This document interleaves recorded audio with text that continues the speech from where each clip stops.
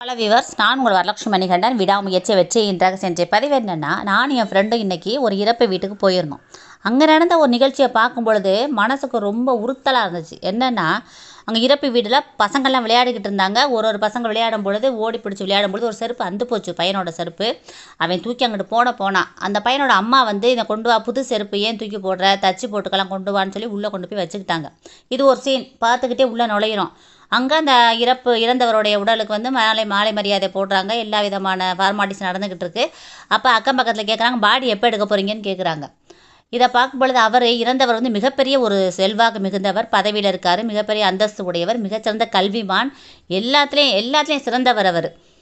அப்படி இருக்கும் பொழுது அவரை பக்கத்துலேயெல்லாம் ஒரு நாள் கூட அந்த சடலத்தை வந்து போட்டு வைக்க விடலை. பாடி எப்போ எடுக்க போகிறீங்க அப்படின்னு கேட்குறாங்க. இதை பார்க்கும் பொழுது மனசே ஒரு மாதிரி ஆயிடுச்சு நமக்கு. எப்படின்னா, அதே சீன் தான் பார்க்குறோம். அந்த வீட்டில் ஒரு செருப்பு அந்து போச்சு.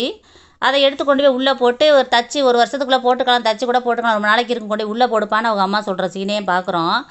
அந்த வீடே கட்டி அந்த குடும்பத்தை உருவாக்கி சமூகத்தில் மிகப்பெரிய அந்தஸ்தாக இருக்காங்க ஒருத்தவங்க, அவங்க இறந்து போயிடுறாங்கன்னா அந்த பாடி எப்போ எடுக்க போகிறீங்கன்னு கேட்குறாங்க அந்த இடத்துலையே. அப்போ வந்து என்ன இருக்குது, இந்த உடலுக்கு என்ன மரியாதை, உயிருக்கு என்ன மரியாதை? அதனால் ஒன்றுமே இல்லை. வாழ்க்கைங்கிறது ஒரு பூஜ்ஜியம். இன்றைக்கி இருப்பவே நாளைக்கு இருக்க மாட்டான். அவன் வாழ்க்கை. அதனால் இவன் பெரிய கல்விமான், இவன் பெரிய செல்வாக்கு மிகுந்தவன், பெரிய பதவியில் இருக்கான், இவனை ஒரு 10 நாள் போட்டு வச்சுக்குவோம் வீட்டில் அப்படின்னு நினைக்கிறாங்களா? என்னைக்கு உடம்புலேருந்து உயிர் போடுச்சோ அன்றைக்கே நமக்கு வந்து எல்லாமே முடிஞ்சிச்சுன்னு அர்த்தம். நம்மளை வந்து ஒரு செகண்ட் கூட எக்ஸ்ட்ரா ஒரு மணி நேரம் கூட வீட்டில் வச்சுக்க மாட்டாங்க. அந்த டயத்தில் எல்லாத்தையும் கடத்தி விட்டுருவாங்க. இது வேறு. இது வீட்டில் இறந்தவங்களுக்கு இப்படி ஒரு ஹாஸ்பிட்டலில் இறந்துட்டோம், முடியாமல் இருந்துட்டோம், ஒரு ஆக்சிடென்ட்டில் இறந்து போகிறாங்க அப்படின்னா வீட்டுக்கே கூட கொண்டு வர மாட்டாங்க. பெரிய பங்களா கட்டி வச்சுருப்பான், பெரிய கார் வசதி, பெரிய ஆடம்பரம், பெரிய கல்விமான், பெரிய செல்வாக்கு மிகுந்தவர், அவ்வளோ படை பலன்கள் எல்லாம் இருக்கும். அவருக்கான வீட்டுக்கு கொண்டு வர முடியாது. அப்படியே அங்கேருந்து ஹாஸ்பிட்டல்லேருந்து அங்கேயே அடக்கம் பண்ணி எல்லாம் முடிச்சிருவாங்க. இதுதான் மனிதனுடைய வாழ்க்கை. அதுக்குள்ளே ஒருத்தவங்க நான் பெருசு, நீ பெருசு, எனக்கிட்ட இவ்வளோ பேங்க் பேலன்ஸ் இருக்குது, நான் இவ்வளோ பெரிய பணக்காரியா, அவங்க ரொம்ப மட்டமாக இருக்காங்க, எங்களோட கீழ்பட்டவங்க தான், அவங்க தரத்தில் வசதியில் எல்லாத்தையும் குறைச்சவங்க தான் சொல்லி மதிக்கிறது இல்லை, மரியாதை கொடுக்கறது கிடையாது. எல்லையே சொந்தக்காரங்க கூட அப்படி தான் இருக்காங்க. தான் பெருசு, அவங்க நமக்கு கீழே தான் இருக்காங்கன்னு சொல்லி வித்தியாசம் பார்க்குறது. மனிதர்களுக்கிடையே வித்தியாசம் பார்க்குறீங்க. ஒரு செருப்புக்கு இருக்க மரியாதை மனிதர்களுக்கு இருக்க அந்த இடத்துல இல்லை.